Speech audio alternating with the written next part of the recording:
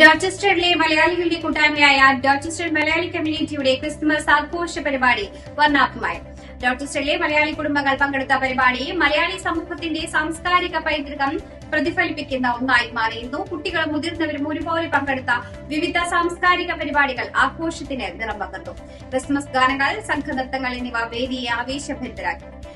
പരിപാടിയിലെ ഏറ്റവും ശ്രദ്ധേയമായ അവതരണമായിരുന്നു യേശുക്രിസ്തുവിന്റെ ജനനം ആവിഷ്കരിച്ച നേറ്റിവിറ്റി ഷോ. ബൈബിളിലെ ജനകഥയെ ആസ്പദമാക്കി ഒരുക്കിയ ഈ അവതരണം ക്രിസ്തുമസിന്റെ യഥാർത്ഥ സന്ദേശമായ സ്നേഹം, സമാധാനം, മാനവികത എന്നിവ ശക്തമായി പ്രേക്ഷകരിലേക്ക് എത്തിച്ചു.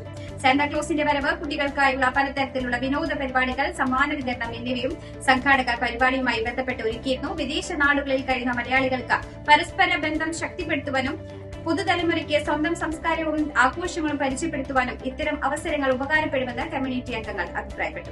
ചടങ്ങിന്റെ ഡോർച്ചസ്റ്റർ ഹോളി ട്രിനിറ്റി ചർച്ചിലെ father Babu Francis CM Christmas സന്ദേശം നൽകുകയും പരിപാടിയിൽ പങ്കെടുത്ത കുട്ടികൾക്ക് സമ്മാനദാനം നിർവഹിക്കുകയും ചെയ്തു.